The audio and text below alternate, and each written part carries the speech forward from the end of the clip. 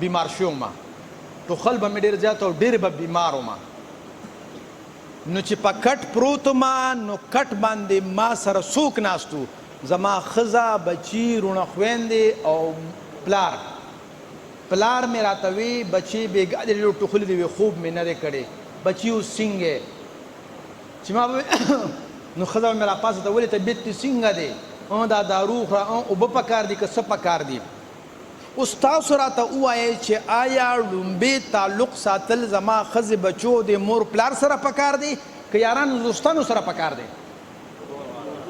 ښځې بچو مور پلار سره پکار دی نو چونکې مونږ ته هدف نشته دی او د هغې په لحاظ سره د الاهم فالاهم هغه ترتیب نشته دی نو مونږ ایرو غیرو سره تعلق ساتو خپل ځان او ښځه بچي م ایر کړي دي ځکه مونږ په مشکلاتو کې یو او زمونږ په لږ وخت کې بیا ډېر کارونه د خپل ادارې د روښانه مستقبل لپاره پښتون لارښود ټیم سره رابطه وکړئ